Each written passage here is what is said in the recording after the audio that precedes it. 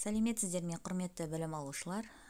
Менің тәуелсіз Қазақстаным бөлімі бойынша бүгінгі өтетін сабағымыздың тақырыбы тәуелсіз елдің астанасы. Сабақтың мақсаты қосымша ақпарат көздерінен тақырыпқа байланысты мәліметтерді ала білу, мәтіндердің тақырыбын, мазмұндық құрылымын салыстыру. Өткен сабақтар бойынша сұрақтарға жауап береміз. Қазақстан Республикасының астанасы қай қала? 16 желтоқсан қандай мереке? Қазақстан Республикасының президенті кім? Келесі айтылым 6-шы тапсырма 35-ші бетте. Диалогты аяқтаңдар. Гүлсая, Астана өте әдемі қала екен. Иә, Ернұр. Астана үлкен әрі әдемі. Ертөреге Астананың көрікті жерлерін көрсетейік. Жарайды, Гүлсая. Жүр, ертөре Астананы аралаймыз. Мен Расылға хабарласайын, оны да ертіп алайық.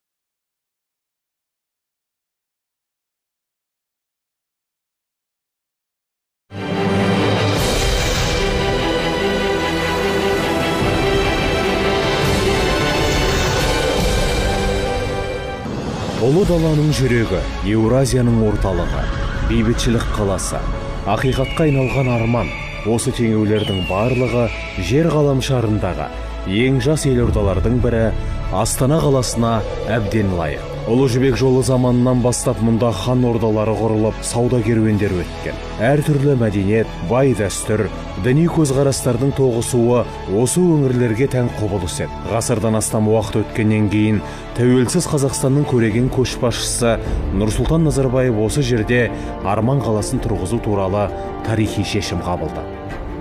Осында, ежелгі Сарыарқа жерінде тек Астана емес, еліміздің болашақ бесігі өмірге келді. Астана тарих мен қазақстандықтардың тағдыры бір-бірінен ажырағысыз. Егер тарихымызда Астана болмаса, біздің Қазақстан дәл бүгінгі күнгідей бола алмас еді. Жаңа Астана тарихи қысқа мерзімде бүкіл Қазақстанды түбегейлі өзгертіп, оны экономикалық күшті және саяси тұрақты мемлекетке, жауапты, беделді халықаралық әріптеске айналдырды. Әбден ойластырылған әрі бейбітшіл сыртқы саясат, сондай-ақ ел басшысының талапшыл әрі ауқымды бастамалары Астананың халықаралық саясаттағы беделінің негізгі факторы болды.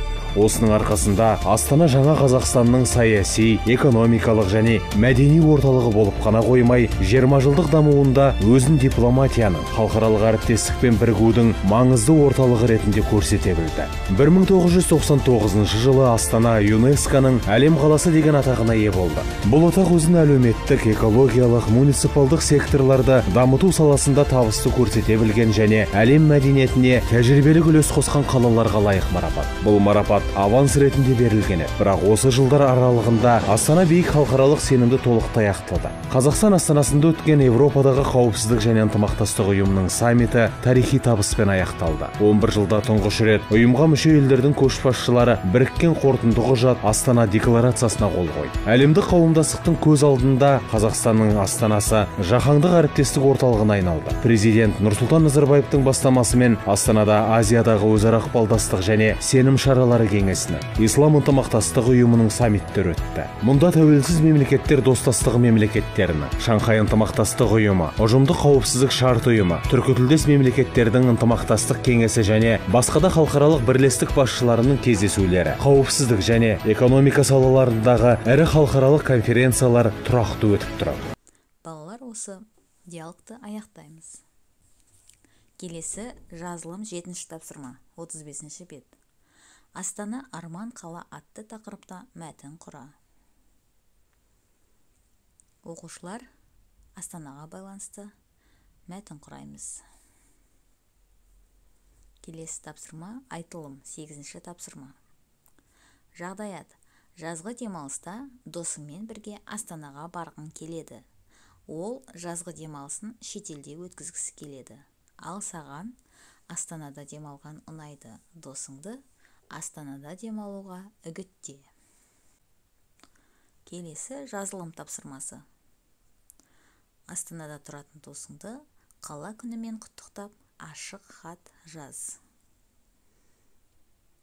Назарларыңызға рахмет, сау болыңыздар.